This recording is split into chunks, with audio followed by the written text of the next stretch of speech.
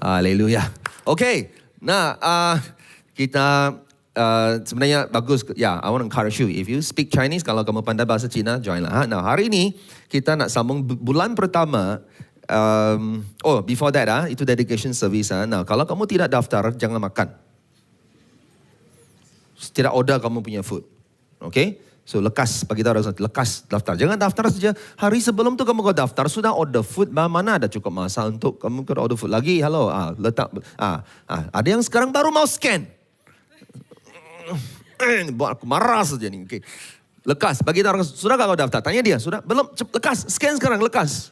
Hari ini last day sudah. Last day. Memang hari ini last day. Sebab kena booking sudah kami order itu makanan. Okay?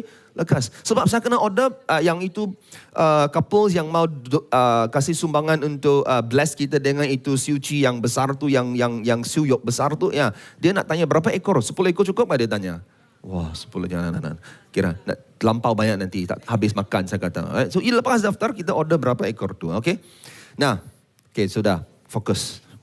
Tenang. Bawa tenang.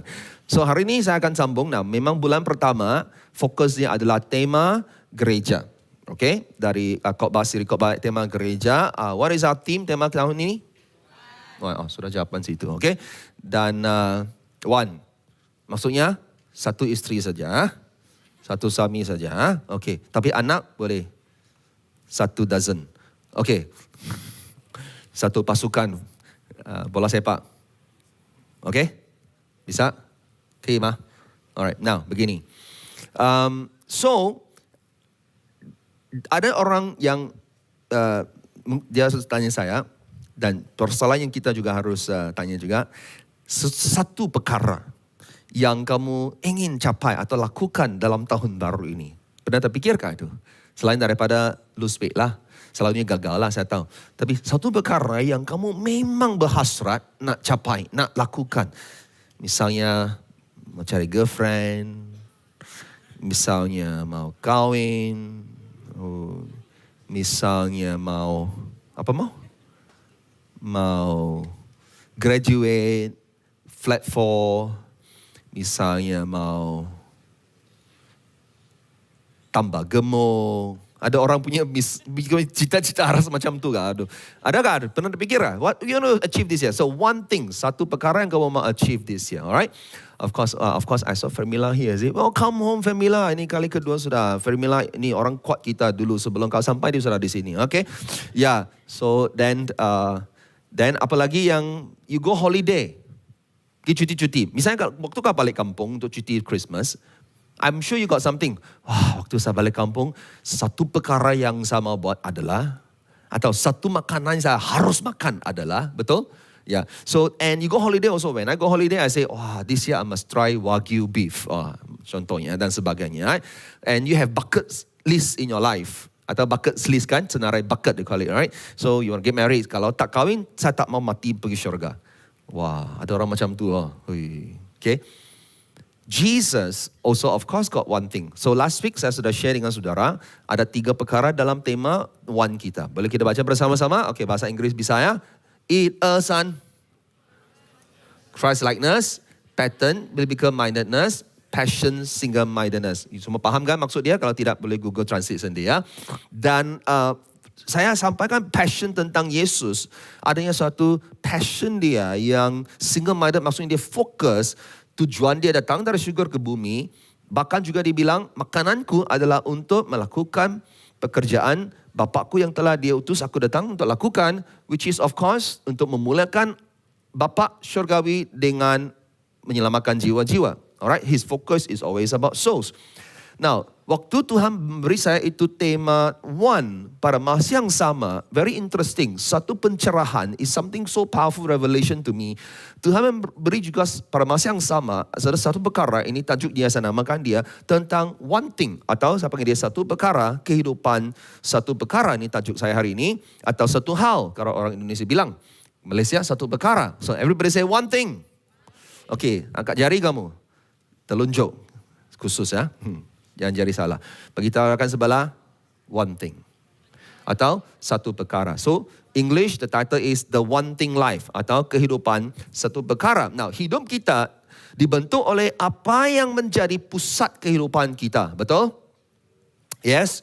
Nah, firman Tuhan memanggil kita untuk hidup bukan berpusat pada banyak hal, tapi pada satu hal, satu perkara saja.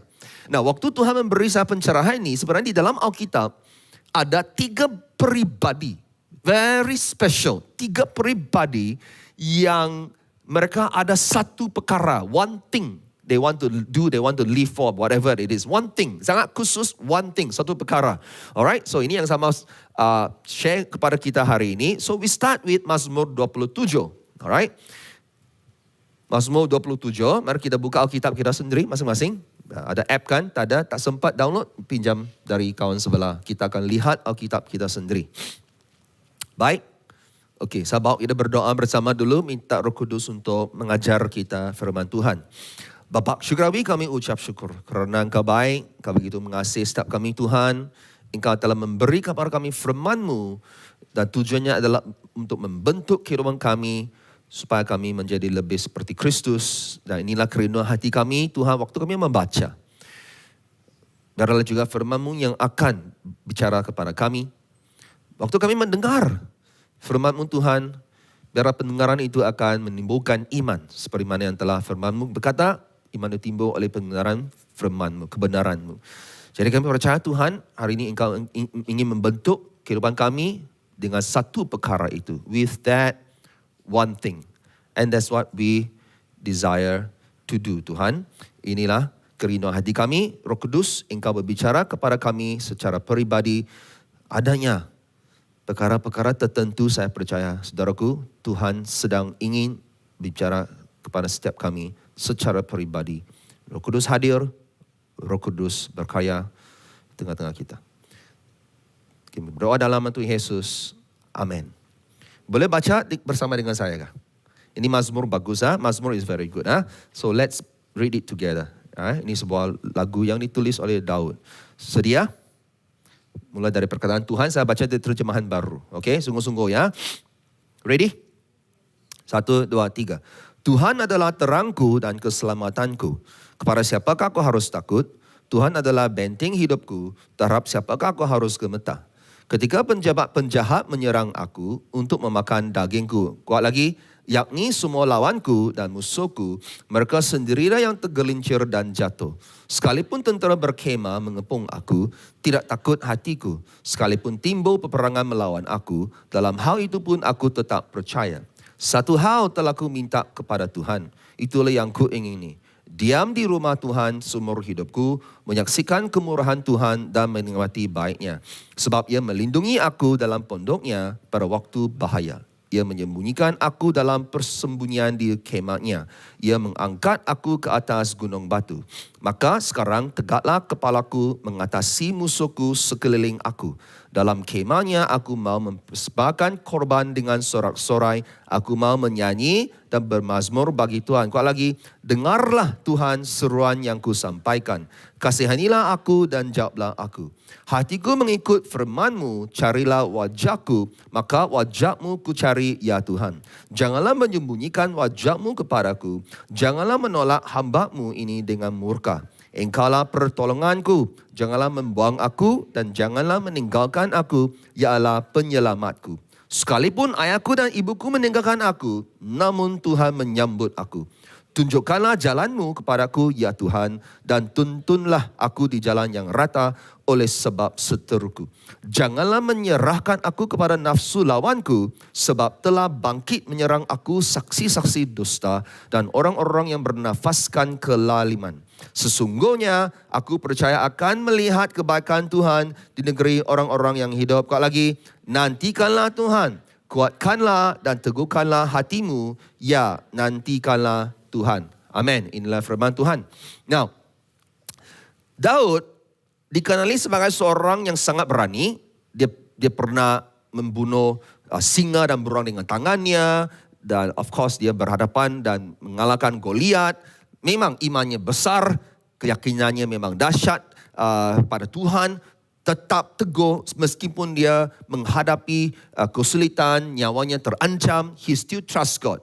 Now, namun Mazmur 27 yang dia tulis ini menunjukkan satu tahap level dari segi ancaman ini yang lain daripada yang lain. Lebih daripada sekadar ancaman. Sebab kenapa? Sebab para sarjana atau scholars dalam bahasa Inggeris, Alkitab, mereka percaya bahawa waktu Daud menulis Mazmur ini, ia adalah waktu salah satu daripada dua krisis besar dalam hidup dia yang terjadi. Salah satunya adalah pelarian dari Raja Saul. Waktu Raja Saul mengejar nak membunuh dia, yang itu rujukan teksi yang kamu boleh baca di dalam Alkitab. So dia diburu seperti haiwan, dikejar oleh Raja Saul.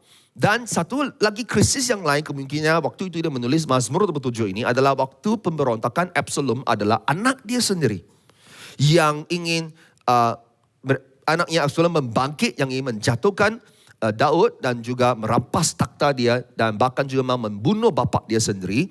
Salah satu ini yang terjadi waktu itulah dia menulis Mazmur 27. Now, ini sesuatu yang sangat menyakitkan jauh lebih daripada di mana nyawanya terancam. Sebab kenapa? Dia dikejar oleh seorang raja yang dia begitu setia melayani dia.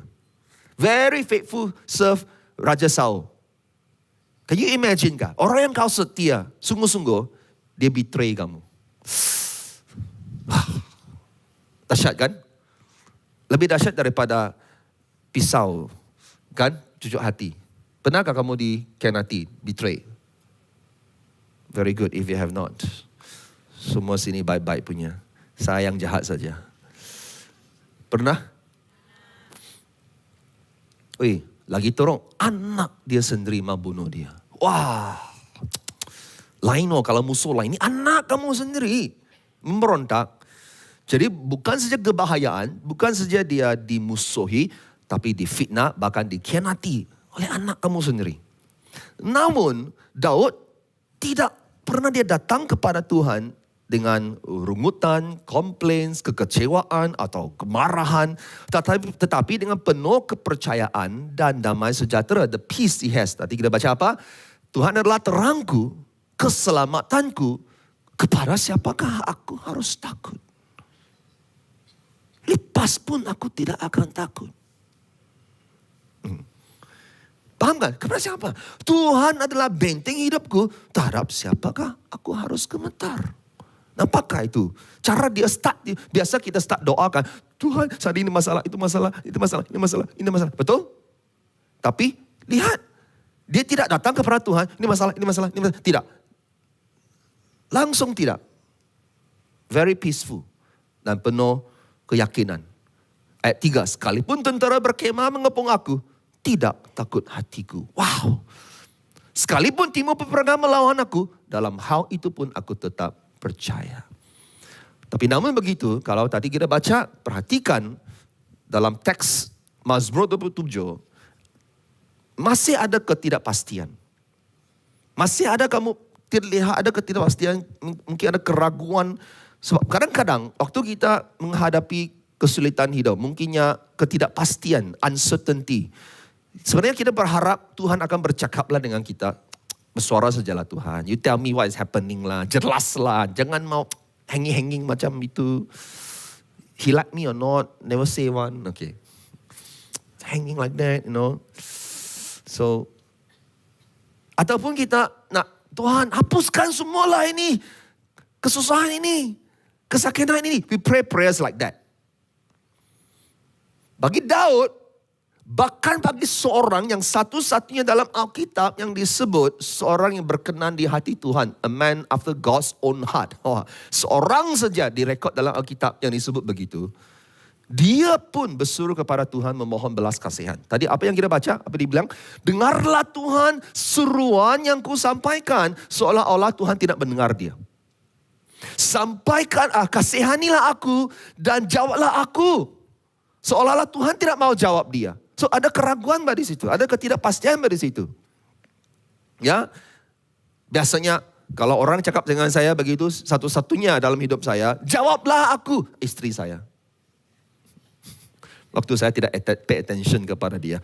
Okay, so kemudian, taruh sini Maria. Okay, so janganlah menyembunyikan wajahmu kepadaku. Seolah-olah Tuhan menyembunyikan wajahnya kepada Daud. Did you read that just now? So maksudnya Daud dia pun ada ketidakpastian, keraguan. That is reality of life. See, persoalannya berapa ramai di antara kita saudaraku yang pernah mengalami saat-saat ketidakpastian, keraguan seperti Daud? Ada? Oh, yang lain tu bukan manusia kau. Memang kau perfect. Yes? Nah, persoalannya waktu kita mengalami suasana begini, apakah satu perkara yang saudara inginkan dalam situasi begini? What is that one thing you desire for? You ask for. Satu perkara yang kamu terus tidak henti-henti memohon dari Tuhan. Seolah-olah ketuk pintu, God answer, God answer. What is that one thing? Bagi Daud, apakah one thing dia? Satu perkara yang dia rindukan adalah hadirat Tuhan. Bagi ramai orang, kebanyakan orang, apa yang kita minta? Keselamatan, jawapan, penyelesaian, kemenangan. Tuhan, lepaskan saya dari semua masalah ini. Ini minta. Tapi Daud minta apa? Hadirat Tuhan. Wow, interesting. Alright, so apa yang dia bilang tadi di ayat 4? Okay, kita baca sekali lagi ya. 1, 2, 3, baca. Sungguh-sungguh.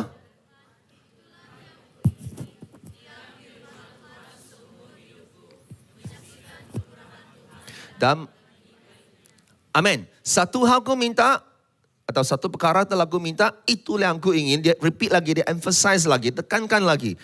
Nah, seringkali, sebenarnya Mazmur 27 ini, ayat keempat ini dianggap sebagai nadi kepada Mazmur ini. The heartbeat. Ayat ini menjadi anchor bagi kehidupan Daud. Kenapa? Sebab ketika Daud dikejar oleh musuhnya, dia memilih untuk mengejar keintiman dengan Tuhan. Waktu kita dikejar oleh apa? Musuh ke? Dikejar oleh kesakitan ke? Dikejar oleh masalah hidup ke? Tapi kalau dikejar oleh boyfriend, tak apa. Itu okay. Alright? Terima saja. Jangan tolak. Haleluya. Tapi waktu dikejar oleh musuh, dikejar oleh masalah hidup, apa yang kita pilih? Kita nak pilih lawan balik itu orang yang kejar kita, marah kita, ataupun kita pilih untuk mengejar keintiman dengan Tuhan. Ini Daud, kita belajar dari hamba Tuhan yang luar biasa. Satu-satu manusia yang dipanggil berkenan dalam hati Tuhan. Nah, ini yang pelik istimewa. Tadi kita baca kawan, berapa hal dia minta? Berapa hal? Mana satu hal? 3 hal lah, you baca tu. Satu hal aku minta, diam di rumah Tuhan seumur hidupku, menyaksikan kemuliaan Tuhan dan menikmati baiknya. Tak tahu kira gak 3 perkara tu? Betul tidak? Very greedy tamaknya dia. Tapi jangan. Ketiga-tiga perkara ini memang satu hal. Dia ada kaitan dia. Nah, saya tunjuk di sini. Alright. Yang first thing is sebenarnya dia ada satu progresi keintiman dengan Tuhan. Alright. Yang pertamanya, diam di rumah Tuhan berapa lama? Berapa lama? Seumur hidupku. So ini sebenarnya ada kaitan dengan hadirat Tuhan. So kerinduan dia amat dahsyat mendalam akan hadirat Tuhan. Sebab dia dalam pelarian, being chased by King Saul. Tiada dia akses ke rumah Tuhan, itu kemah pertemuan di mana tabut perjanjian, itu hadirat Tuhan di situ. Ini di dalam perjanjian lamanya, memang tabut perjanjian adalah hadirat Tuhan. Dia tidak ada peluang pergi sana sebab dia dikejar oleh musuh. Dia merindukan untuk kembali ke rumah Tuhan. Dan bukannya sekadar melawat ke rumah Tuhan, tapi untuk tinggal, menetap, berdiam seumur hidup dia. Bukan saja dia inginkan keselamatan dari musuh, tapi dia merindukan keintiman dengan dalam hadirat Tuhan, dengan Tuhan. That's important. That's one thing. Kedua ada kaitannya, dia bilang apa? Menyaksikan kemurahan Tuhan. The English Bible said gaze on the beauty. Alright? Itu apa gaze kah? Look, you know lah. Look is lihat. Gaze. Tahu gaze? You look Kalau itu perempuan kau suka? You paham kan? You gaze. And what do you gaze? Beauty. Dalam bahasa Inggeris, beauty is kecantikan, keindahan. Itu AVB yang translate Alkitab versi benar. Keindahan Tuhan. Menyaksikan keindahan, kemurahan Tuhan. And you know something, it is very important. Why the word gaze? Perkataan gaze is important. Itu maksud dia memang gaze. Kamu meratapkah itu? Tidak. Okay, gaze. Menatap. Okay, thank you. Orang Cina cuba cakap BM, bah. Boleh faham kan? Kamu tahu kan menatap itu memerlukan masa? Kalau you pergi dating dengan girlfriend kau, you mau cepat lepas makan, habis makan cepat lama pergi sudah. Kalau you kena dating, you menatap lah. You manjari lah. Betul. You kasih sop makan dia slow sikit. Slow, ambil 3 jam habis itu nasi itu. Begitu. You menatap, you take time. It requires time, perlukan masa. Banyak orang mau jumpa Tuhan, senarai saja. Cukup, mau jalan sudah. Kan? Kalau diam maksudnya kamu terasa. Ouch. The third thing, alright? The second thing is pemujaan atau adoration. You gaze, you adore, you. Wow. You know? But the third thing is menikmati baiknya. Now, this is interesting. Dalam terjemahan baru, menikmati baiknya, in English, seek him in his temple. Kalau kita lihat bahasa asal dia, sebenarnya itu maksudnya perkataan seek dalam bahasa asal bakar, maksudnya memang untuk bertanya, menyelidiki, merenung. AVB guna perkataan itu, seolah-olah kamu pergi mencari nasihat, menikmati. So you just sit there, enjoy, mendengar suara Tuhan, kata-kata Tuhan, menikmati firman Tuhan, tunjuk ajar dia, hala tuju dia, hikmat dia. You just keep receiving from. And that is what David wanted. Di dalam hadirat Tuhan. Bukannya di luar hadirat Tuhan. Jadi satu perkara yang dirindui Daud, sebenarnya adalah satu strategi kelangsungan hidupnya. Pada zaman kuno, seorang tuan rumah, waktu dia terima seorang masuk ke dalam rumah dia bertanggung jawab melindungi sesiapa saja yang berada di bawah bumbung dia. Itu memang adat budaya di zaman kuno. Waktu Daud dia minta untuk berdiam di dalam rumah Tuhan, sebenarnya Daud sedang menyatakan bahwa keselamatan dia bukannya daripada tembok itu rumah maupun tentera, tetapi daripada berada di dalam hadirat Tuhan. That is where his safety comes from. Sebab itu selepas ayat 4, langsung ini dia sebut. Dia bilang apa? Sebabnya Allah melindungi aku dalam pondok, itu maksud kemah pertemuan, pada waktu bahaya, itu hadirat Tuhan. Ia menyembunyikan aku dalam persembunyian di kemahnya. Ia mengangkat aku ke atas gunung batu. When you are in the presence of God, you are safe. That's what he's trying to say here. Sebab itu cara dia mulai ini Mazmur dibilang, Tuhan adalah terangku. Kamu tidak perlukan terang jikalau kamu bukannya dalam kegelapan. Tuh emang. Jadi waktu itu Daud sedang mengalami kegelapan. Mungkin jiwa dia, you imagine, dikejar oleh anak kamu sendiri atau Raja Saul yang kamu tak setia itu nak ambil nyawa kamu. Rasa kegelapan. Tapi apa yang minta? Terang, bukan lampu ini. Tuhan yang jadi terang dia. Mungkin kamu mengalami kesulitan hidup. Mungkin kamu dalam satu tunnel, terowong yang gelap. Tidak tahu nampak penghujung terowong itu. Tapi asalkan bersama dengan Tuhan, tidak pernah kamu berjalan dalam kegelapan. Belajar dari Daud, hamba Tuhan ini. Lagi satu contoh. Ribut petir. Siapa sini suka ribut petir? Waktu ribut petir, perang. Ada kala ditakutkan, dikejutkan. Betul tidak? Pernah dikejutkan ribut petir ke? Pang! Wah, very loud, right? Sehingga rumah bergegar. Pernahkah berlaku begitu? Yeah, it happens. In my house, people say, wah, you boleh dengar apa itu pintu gitu, right? Nah, waktu ribut petir terjadi, thunderstorm, kanak-kanak kecil, alright? Apakah yang biasa mereka minta? Terutama waktu malam, ribut petir, wow, lightning, you see all the... Biasanya kanak-kanak akan minta apa daripada parents dia? Daddy, bolehkah jelaskan kenapa ada ribut petir? Explain to me lah. Why got storms? Why got storm, thunderstorm? Why? Mana? Ataupun, Mami, bolehkah cek ramalan cuaca? Berapa lamanya kira ribut petir ini akan? Mana ada begitu? Apa dia kanak-kanak yang minta? Daddy, bolehkah saya tidur dengan kamu malam ini? Betul? Betul? Pernahlah kamu, lupa saja kau. Yes? Jujur ya? Yes. Kenapa? Karena kehadiran itu menyingkirkan rasa ketakutan. Hadirat Tuhan tidak selalu menghilangkan ribut, tetapi menghilangkan ketakutan.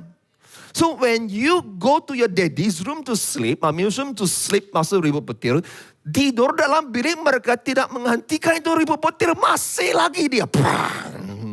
Tapi kau rasa selamat karena dalam hadirat daddy mami. Paham gak gue? Itu maksudnya yang Daud rindukan. See friends, ini harus dalam bahasa Inggris. When trials come, will you ask God to fix everything or will you fix your eyes on Him? Tidak sedap kalau terjemahkan dalam BM ni. Biasa ada masalah hidup, God, can you fix this please? Fix this, fix. Macamlah Tuhan tu tukang kayu, tukang plumber, tukang elektrik, chargeman, handyman. God, fix this, fix. No, Tuhan, I'm not here to fix things. I want you to fix your eyes on me. Mata kamu tertuju kepada aku, Tuhan bilang, you see, watch me how I do it. Amen. Jadi, apakah satu perkara saudara yang kamu minta? Keselamatan, jawapan, kontrol. Ada orang takut hilang kontrol dalam hidup. Ataupun berdiam di dalam hadirat Tuhan. Daud tidak dia minta perlepasan. Dia minta pertemuan dengan Tuhan. Oh, learn from this man. Sebab itu, bagaimana dia mengakhiri Mazmur 27? Oh, I love this man. Macam mana? Ayat akhir dia sebut tu. Mazmur 27. Kita lihat. Baca ini bersama. 1, 2, 3.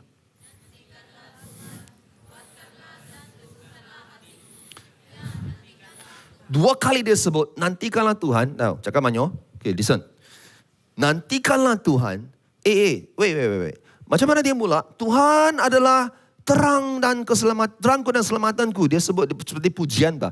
Kemudian dia direct seperti first person. Dia cakap dengan Tuhan bah. Dengarlah aku. Dia cakap begitu bah. Kemudian tiba-tiba di akhirnya dia, nantikanlah Tuhan, kuatkanlah dan teguhkanlah hatimu. Ya, nantikanlah Tuhan. Dia cakap dengan siapa? Diri dia. Dia mengingatkan diri dia, hey Daud, nantikanlah Tuhan. Perkataan nantikan itu dalam bahasa asal dia adalah kava. Maksud perkataan itu to linger for atau menetap untuk sesuatu. Maksudnya dia tidak bergesa-gesa. Dia linger. You know what's linger, right? Dalam bahasa Inggris, dia menantikan saja. Menantikan, dia tidak mau don't rush. Mau dalam masuk hadirat Tuhan, don't rush. God is not in a rush. We are. Sebab kita hidup dalam zaman fast food. Internet slow sikit, complain. Tak boleh mas. Tak mau bagi sudah perpuluhan saya. Jangan gitu. Balik rumah bagilah. You know? Mau kahwin pun fast. Jangan. Okay, take it easy. PMC dulu. Khusus pranikah dulu ya. You know what I'm saying? Saya sedangkan. Best or not? Best right? Mantap. Formula juga right? Itu yang saya nantikan. Terkawinkan kamu orang ya. Okay. First thing first. Cari pasangan dulu.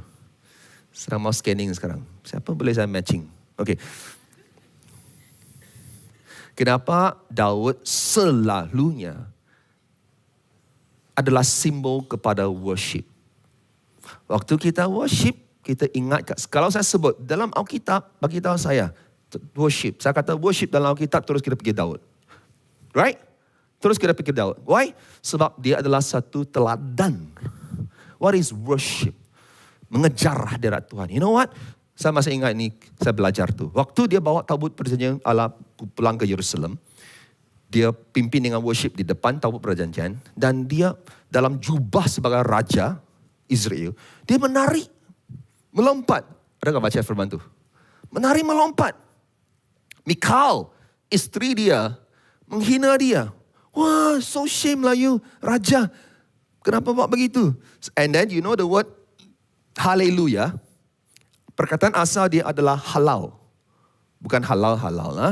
Ini hallelujah datang dari perkataan Ibrani, halal. Maksudnya crazy worship. Pujian yang gila-gila punya. Yang like, wow.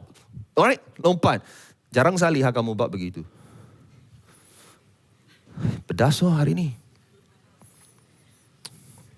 Ahmad. Listen. Ini Raja Daud. Hello, you want to talk about worship? Belajar dari Raja Daud. Raja Daud, dia worship, dia puji. Tabut perjanjian datang, right? Tu Mikal, dia menghina suami dia. Lepas tu, Tuhan kasih dia barren. Barren is what? Tidak dapat lahirkan anak. Don't kutuk orang kalau lima orang menari begitu. Jangan. Janganlah begitu. Tak usah kisah maskara itu keluar. Tak apa. Sebab you semua tu peluh keluar, maskara keluar. Tak apa. It's okay. Dalam hadirat Tuhan, halal bah. Halal untuk kita puji Tuhan dengan cara gila-gila. Halal, tak haram, halal. Itu maksud asal dia, haleluya, halal tu. Nah, kemudian apa yang Daud jawab?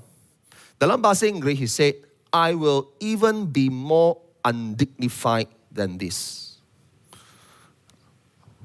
Kita sendiri translate, okay. Saya lupa itu dalam BM tu. Aku akan lebih lagi begitu. Dahsyat lagi saya halal.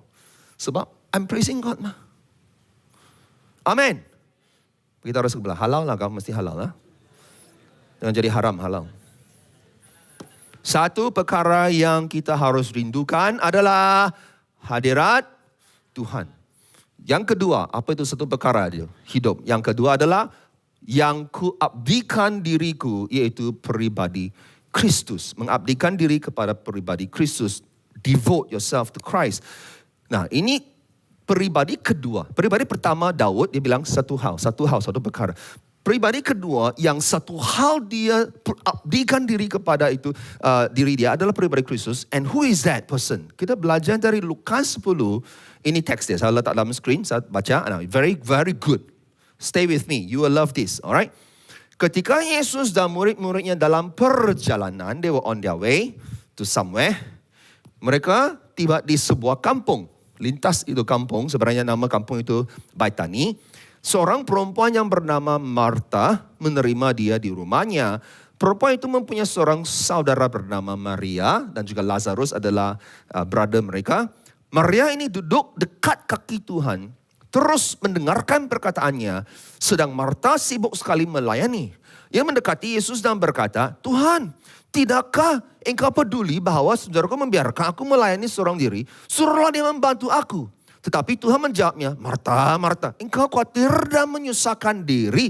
Itu perkataan menyusahkan diri, maksudnya terganggu, maksud asal dia, ya.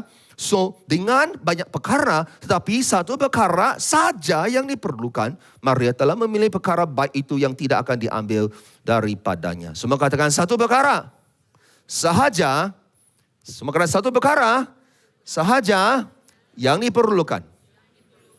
Keperluan, it talks about need, necessity dalam bahasa Inggeris. Apakah keperluan itu adalah abdikan diri kepada Tuhan. Now, let me say something here.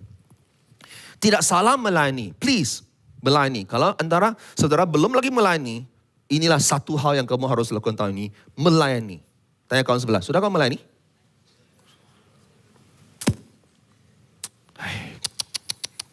Kalau tidak, bah, ayo. Ayo. Tuhan layakkah kita melayani dia?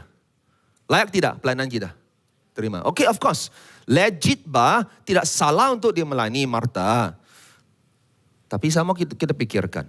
Now, of course, misalnya kalau I come to your house, you kasih minum, kalau di Sabah Sarawak memang wajib kan?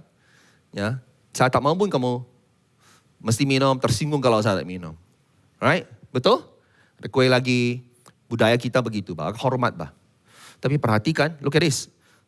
Tuhan tidak pernah menegur Marta kerana dia melayani. Tuhan hanya menegur selepas Marta komplain. Do you see that?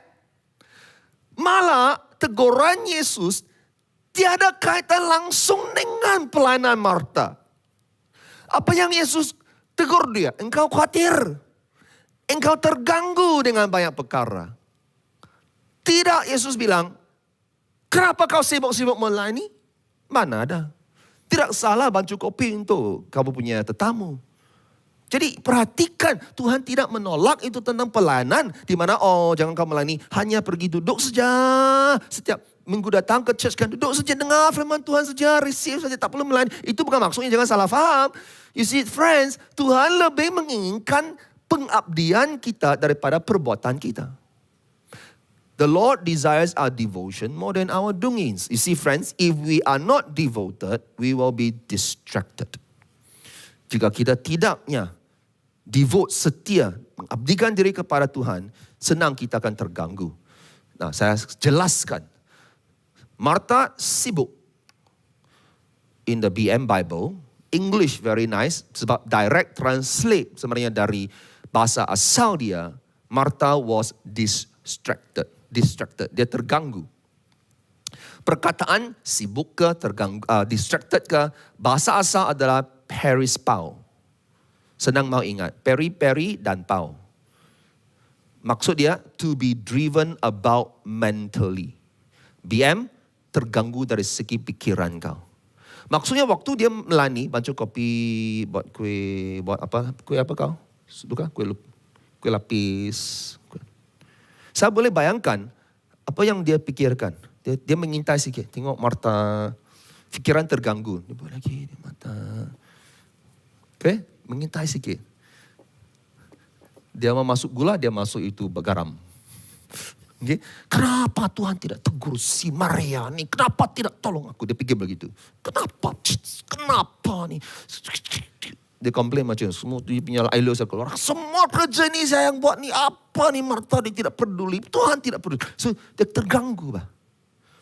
See friends. Apabila kita melayani Tuhan dengan penuh hati yang di pengabdian. Bukan satu tugasan. Hati kita akan melayani dengan hati yang betul. Dan tidak mudah kita terganggu. Tapi jika sekadar tugasan sahaja. Kerana saya on duty tugasan saja. Sebenarnya mudah kita letih.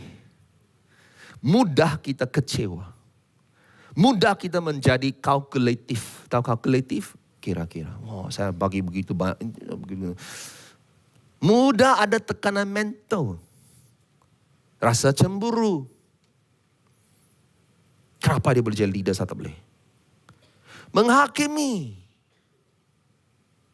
Pernah dengar orang menghakimi orang? Fitnah. Hui.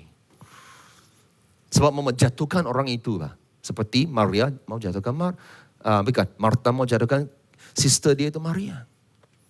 We compare to compete. Serving becomes striving. Melayani suatu pergumulan. Apa yang Martha cakap? Tuhan, tidakkah engkau peduli? Saudaraku membiarkan aku melayani seorang diri. Ditegur Yesus dan dia bilang, tidak kau peduli. Saya teringatkan itu murid-murid Yesus dalam boat bersama dengan Yesus. Waktu itu ribut datang kan, mereka takut mati kan. Mereka pergi kejutkan Yesus yang sedang tidur itu. Dia nyakdu, dia tidur. Dia kejutkan. Tuhan, tidak kau peduli. Kita akan binasa. Wah, seolah-olah Tuhan itu tidak peduli ya. Tuhan, kau tidak peduli. Aku akan mati bujang. Ada yang senyum. Tahu-tahulah. Terasa sikit. Tuhan, kau tidak peduli. Aku dalam kesusahan sampai bos teruk.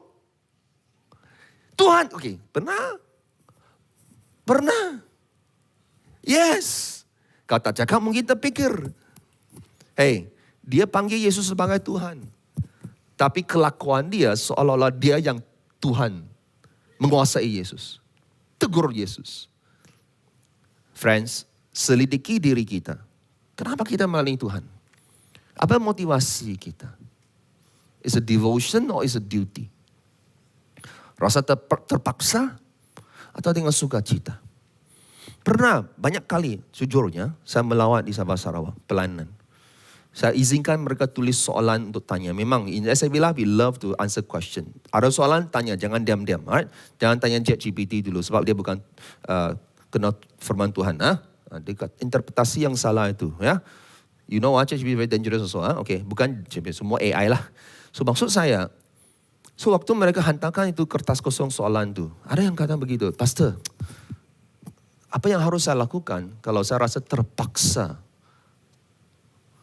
oleh pastor saya, dipaksa oleh pastor saya untuk melayani? Wow, mana ada satu pastor paksa kamu melayani? Jangan sembarangan kau tuduh. You check your life lah. Seriously. Jangan rasa terpaksa. Kalau rasa kamu dipaksa itu jangan melayani. God doesn't need us to feel forced to serve Him. It's a pleasure. Amen. Tapi saya mau tambah satu lagi hal tentang pengabdian ini. Jika kita tidak setia pada perintah Tuhan, kita akan teralihkan oleh perihal dunia. You will be so distracted by the things of the world. If you are not devoted to God's command, you'll be distracted by the world's demands. I show it to you. Satu perkara saja yang diperlukan, Yesus bilang. Apakah perkara yang diperlukan yang dilakukan oleh Maria? Dia duduk dekat kaki Tuhan, mendengarkan perkataannya. Now, look at this carefully. Sebenarnya firman Tuhan sudah bagi kita clue. Yesus dan murid-murid dia dalam perjalanan. They were on their way, passing, lintas Baitani. Dia bukan mau pergi Baitani, dia lintas. Biasa kalau di Sabah Sarawak, dulu lah masa zaman moyang kita, datuk kita, waktu mereka nak pergi ke sekolah, mereka kena jalan kaki jauh, betul. Tidak tahu, tanyalah kamu interview diri mami kamu jauh. So di dalam perjalanan mereka akan singgah dalam satu kampung dan akan bermalam di satu rumah di situ. Kemudian esok hari jalan lagi, betul? Do you know that? I know better than you. Cannot be bah? Yes or no? Yes. Jadi maksud yang sama, dia singgah saja. Dia bukannya yang pergi sana untuk duduk lama. Maksudnya mereka hanya ada sedikit masa bersama Yesus. Only have little time with Jesus. Jika saudara ada sedikit masa saja setiap hari, sebab saya tahu kamu sibuk. Tiada manusia dalam dunia ini di Malaysia yang tidak sibuk. Kalau dia tak sibuk, dia malas. Tanya orang semua sibuk, betul? Siapa tak sibuk? Angkat tangan. Tengok. Tapi dalam kesibukan kamu, adakah kamu ada sedikit masa? Dan waktu kamu ada sedikit masa, bagaimana kamu akan pergunakan masa itu? Yang sedikit itu. Untuk Yesus ke tidak? When you only have that time for Jesus, like you cannot say, no time for Jesus. Saudaraku, ada banyak hal yang harus dilakukan dalam hidup kita. Tetapi ada satu hal saja yang perlu dilakukan. Yaitu, duduk di kaki Yesus. Terima. Spend that time with Him. Read His word. Saya kasih satu ilustrasi. Cuba bayangkan saya pergi lawat kamu di rumah kamu. Kamu masak. Mesti kan? Kamu bersihkan rumah. Terima tetamu mah. Kamu persiapan semua tu. Wow, luar biasa. Masak sibuk.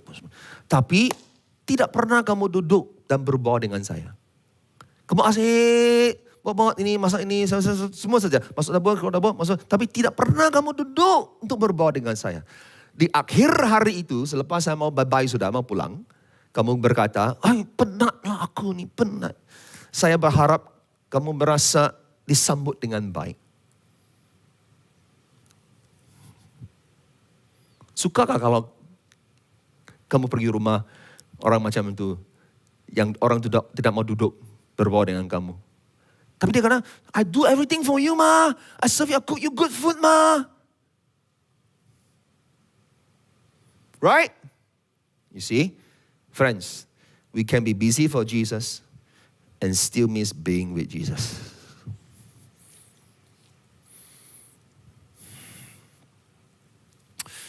I'm talking to orang yang sedang melayani ya.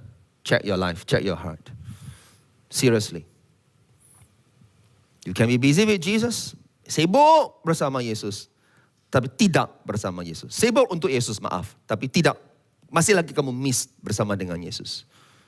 Itu slogan, bersama Yesus. Itu bukannya slogan saja, halo. Sungguh-sungguh bersama Yesus lah. Seperti Marta, ramai orang inginkan Yesus datang ke rumah kita, kehidupan kita, keluarga kita, gereja kita. Betul? Tetapi seringkali kita sibuk, terlalu sibuk berbuat untuk dia, tapi jarangnya kita ada masa untuk mendengarkan dia, bersama dengan dia. Perhatikan, firman Tuhan berkata, Maria mendengar kata-kata Yesus. Bukannya Maria bercakap sibuk kepada Yesus. Ini cara kita berdoa. Kita start doa. Tuhan, amin. Tidak mau masa dengar, pergi. Sibuk. Kamu diam maksudnya kamu pedas lah. Yes? No, that's not how God's presence works. Lagi, firman Tuhan cakap, Maria duduk di kaki, dekat kaki Yesus. Bukannya berdiri di atas kaki dia. No, duduk. Maksud duduknya, dia tidak bergasa-gasa. Kalau diri, Jesus, taklah, finish ya, okay. Tapi dia duduk. Menanti-nantikan. Masa yang lama. You see friends, apa yang kita lakukan bersama Yesus jauh lebih penting daripada apa yang kita lakukan untuk Yesus. I'm going to ask you to check your life. This year we want to love Jesus more. One passion for Him. Christ-like. Amen. Sebab itu di Yohanes 15. Apa yang Yesus bilang? Ayat 5. Kita baca ayat ini bersama ya. Come on. 1, 2, 3. Go.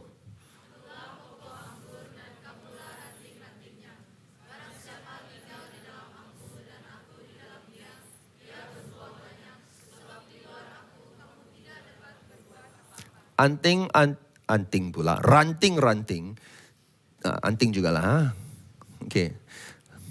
Ranting tidak dapat berbuah tanpa itu pokok atau pohon dia. The vine. Without the vine, the branches cannot bear fruits.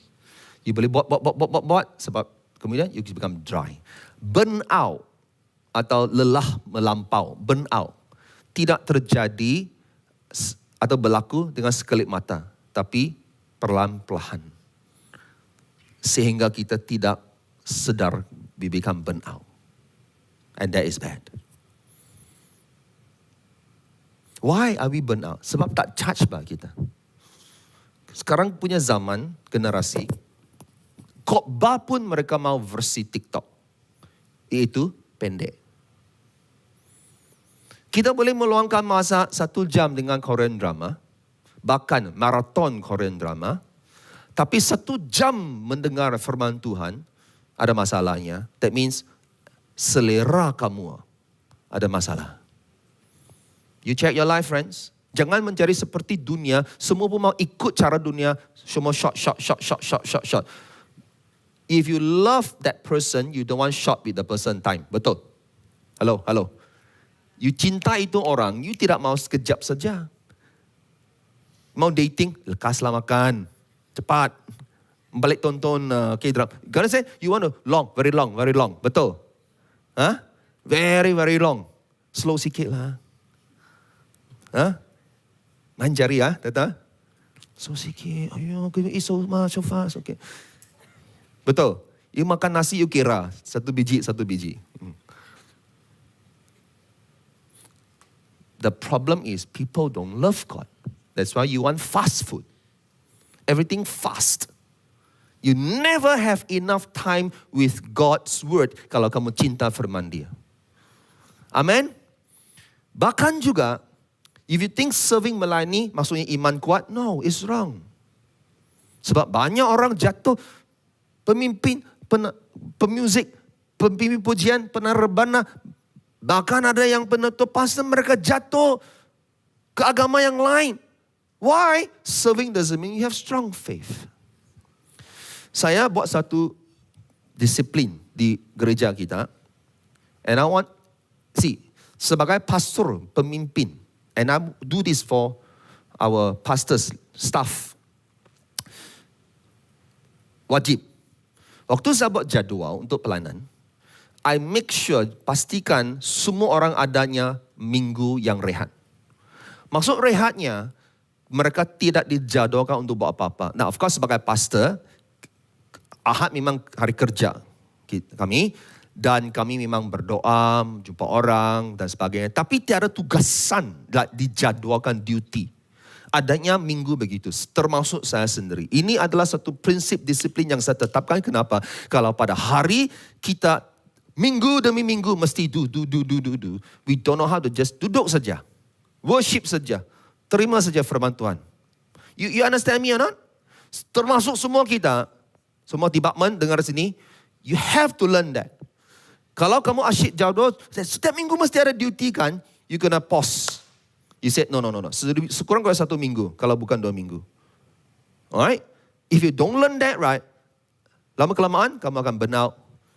And you don't understand what to be married anymore. To sit and just terima. Termasuk dalam, hidup kita sibuk juga bah. So you learn lah, dorang ni yang run deh. Switch off. You see? Don't skip God. Amen? Sebab itu, kita mesti, apakah kita punya one this year? Selesai membaca seluruh Alkitab. Sudah mula kakak? Sudah partner kah dengan orang? Okay? You know something kan? Dulu saya dari gereja yang sebelum SIB Live. Jemaat minta apa? Dia tanya begitu. Pastor, kalau saya habis baca seluruh Alkitab, apa yang hadiah saya dapat? Jadi semua orang tanya, habis mereka mau dorongkan untuk orang baca Alkitab tu, mereka buatlah itu hadiah. Oh, kalau you habis baca itu seluruh Alkitab, ada hadiah dia. Hadiah memang cash, voucher, you know. So kemudian, hari yang untuk memberi hadiah, alright, penyampaian hadiah tu, satu demi satu naik pentas. Wah, habis baca Alkitab tu, wah, kasih hadiah. Begitu. Wait, there's a problem here. I tak boleh terima ini. I tell you, I tak boleh terima ini. Yo, I ni tak boleh. You. Listen. Siapa sini pernah tulis surat cinta? Nadai semua orang muda. Surat cinta best best. Surat cinta is very best. Alright. Surat cinta very best. Typing tu tak best. Nah, waktulah kamu terima surat cinta dari girlfriend kau. Adakah kamu bagi tahu girlfriend kau tu, masa saya baca semua itu surat kau tu, apa hadiah kau bagi saya? Cheese kau. I write love letters for you. Ask me to give you hadiah untuk baca semua love letter. Apa jenis binatang kau ni? You understand or not? Apa cinta? Kasih putus cinta sama dengan lelaki macam tu. You understand what I'm saying? You write a love letter, you receive a love letter, you read lah. Bahkan 100 kali kau baca. Betul? Come on. Oh, sorry. You tak pernah receive love letter. Message lah, SMS, WhatsApp. 100 kali kau baca itu WhatsApp. Come on. Jujur. Yes? Okay, orang tak cinta tak tahu. Okay? You will read and over again, bah. You will not say, apa hadiah kau bagi aku kalau I baca kamu punya surat cinta, I dapat apa hadiah? Now, this one still not that bad. You ask from your girlfriend, bah. Tapi, case begini yang gereja, macam itu, kalau you bagi daddy kau, daddy, saya girlfriend bagi surat cinta, daddy. Kalau saya habis baca surat cinta itu, daddy, kasih apa hadiah, daddy? Apa punya otak ni? You understand me? Inilah manusia begini. Ini surat cinta dari Tuhan kepada kita. You minta pastor, apa hadiah pastor? Baca surat cinta Tuhan. Apa jenis binatang ni ya? What's my point? My point is, you baca Alkitab bukan kerana kau cinta firman Tuhan. Bukan kerana kau cinta Tuhan langsung. Kerana keagamaan kamu itu. Kerana kamu mau, I want to do something. Show you, I can read the whole Bible. Hey, come on, give me hadiah. I go to pentas, you dinner. I read it. Siapa sini hebohkan masuk TikTok? See, my girlfriend's letter, cek-cak, masuk TikTok. Hello, I putus cinta dengan kau. Gimana hebohkan surat cinta kamu? You know what I'm saying, right? So you so close, but you know the heboh. I finished baca sama girlfriend punya letter. That's not the point. The point is, if you love Jesus, you want to read His love letter. Hello? Ada amen sini? So, Kristus, devote yourself to Him. Amen. Masalah terbesar bagi kerohanian hidup kita bukannya pemberontakan, tetapi gangguan. Too much distractions. Amen. The last one. Satu perkara yang ku lakukan. Satu perkara yang ku rindukan. Satu perkara yang ku abdikan diriku. Dan third one, satu perkara yang ku lakukan. Berusaha menjadi seperti Kristus. Now, let me explain. Beautiful this one. Rasul Paulus yang pada waktu dia di dalam penjara di Rom, saat dia sudah sudah dijatuhkan hukuman, tapi dia akan di mana hukuman mati, life sentence, dia akan dibunuh sudah ya.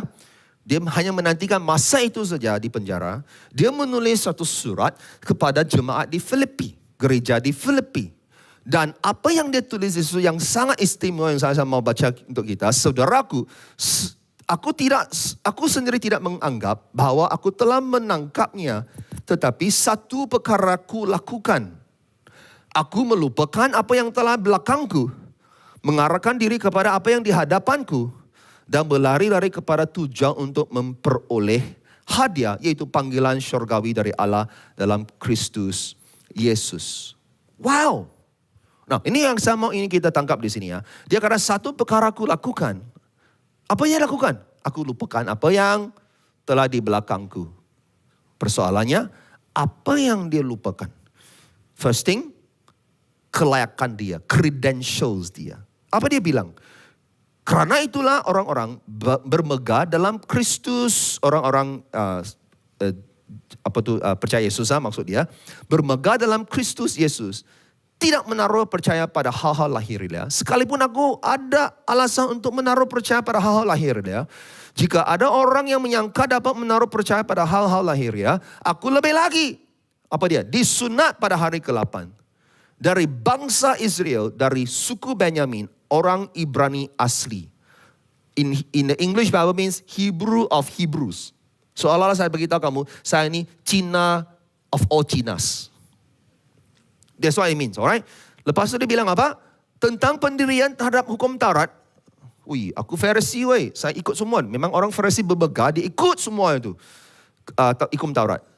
Kegiatan menganiaya jemaat. Dia memang menganiaya orang pengikut Yesus. Tentang kebenaran dan mentaati hukum Taurat, aku tidak bercacat. Maksudnya, I'm perfect. Come on guys, I'm perfect when all this. Tapi yang dia bilang, tapi saya sekarang hanya mau bermegah dalam Kristus, bukan kelakon saya. He left that all behind. Forget. The next thing he said, apa yang dia lupa, keuntungannya atau pencapaian dia, or his gains dalam bahasa Inggris, dia lihat. Nah, ini yang istimewa. Tapi apa yang dahulu merupakan keuntungan bagiku, sekarang ku anggap rugi kerana Kristus. Malahan segala sesuatu ku anggap rugi kerana pengenalan akan Kristus. Maksudnya semua kerana sama kenal Kristus, semua itu sudah saya hilang semua itu. Rugi itu semua saya anggap dia. Lebih mulia daripada semuanya yang itu. Oleh kerana dialah aku telah melepaskan semuanya itu dan menganggapnya sampah. Supaya aku memperoleh Kristus. Semua itu sampah yang saya mau lupakan supaya saya memperoleh Kristus dan berada dalam dia, bukan dengan kebenaranku sendiri, kerana mentaati hukum Taurat, melainkan dengan kebenaran kerana kepercayaan kepada Kristus. Now, I want to show you this.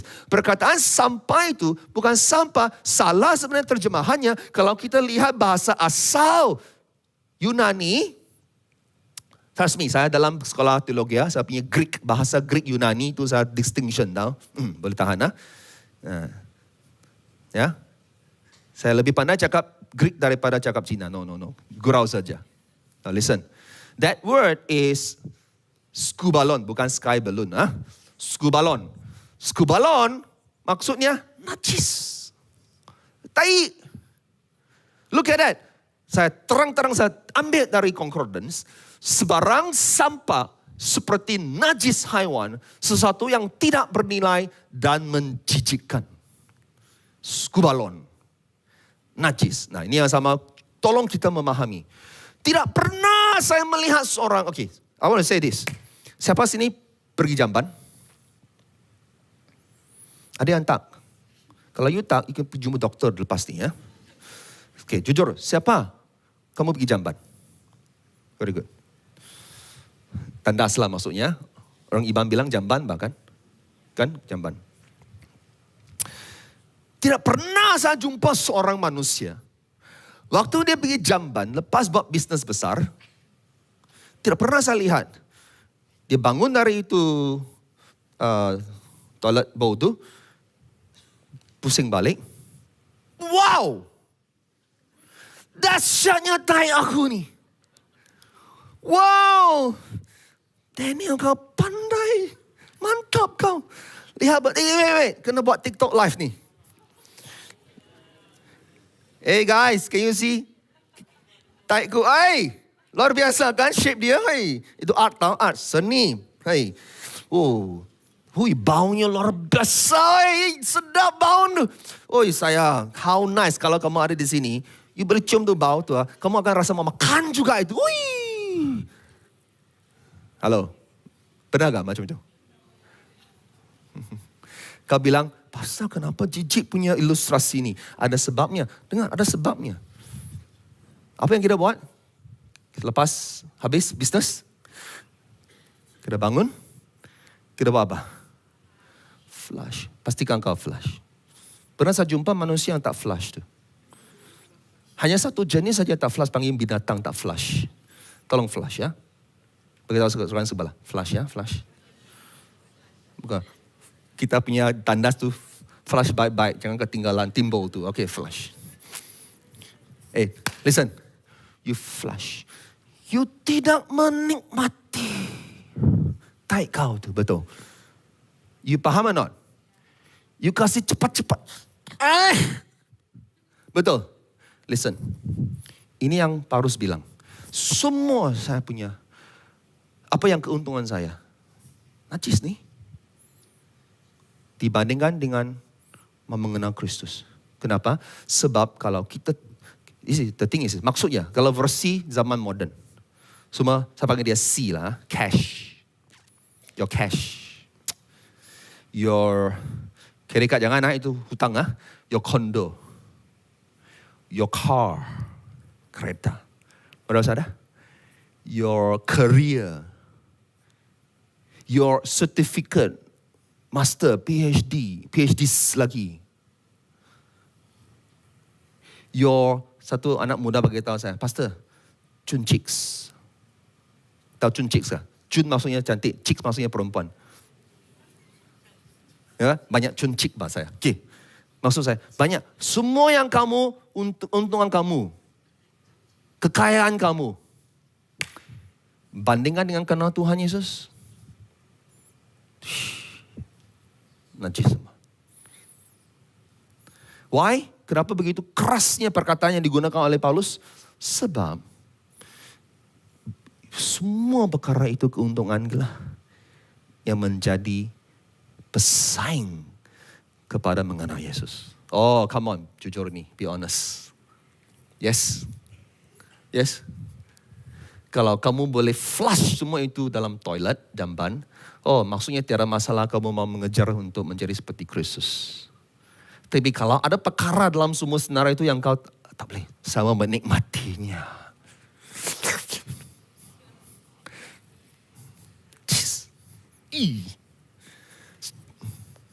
You faham kau? Ini firman Tuhan ni.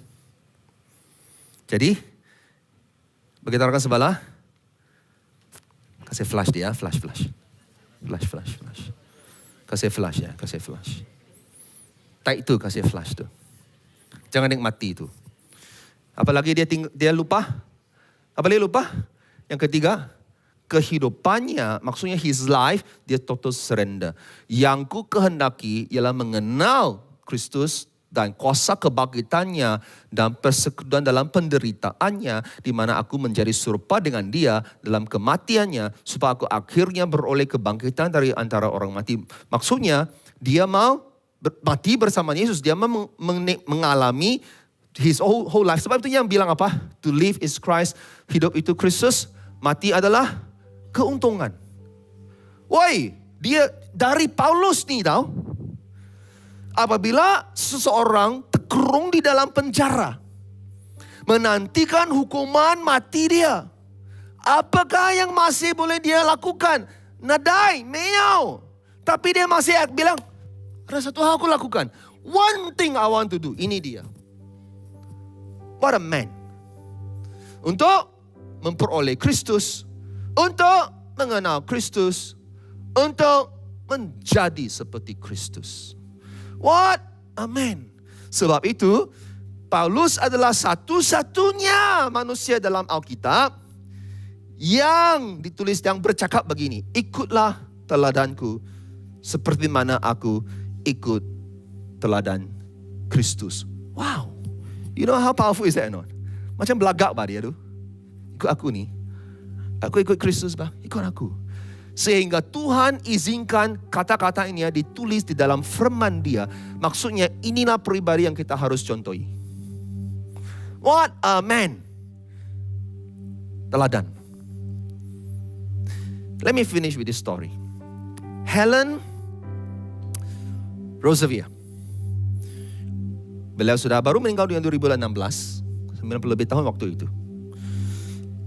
Pada tahun 1945, dia berkomitmen untuk ikut Yesus waktu dia belajar di University Cambridge, di Christian Fellowship, Christian Union di the University Cambridge.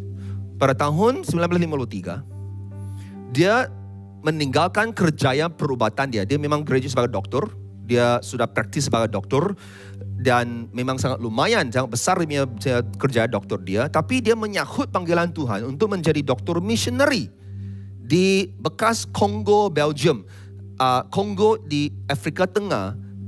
Dulu dia pernah dijajahi oleh Belgium. Alright, Kongo itu salah satu tempat di Afrika. Selama 20 tahun dia menjadi seorang missionary, doktor medical. Dia pernah membina sebuah hospital, pusat latihan, perubatan, bahkan juga 48 klinik di Afrika. Dan pada tahun 1964, semasa pemberontakan Simba, kamu boleh Google apa itu, Simba Rebellion, they call it. So beliau telah ditawan oleh pasukan pemberontak. Waktu itu ratusan warga asing, ribuan rakyat Kongo telah dihukum mati.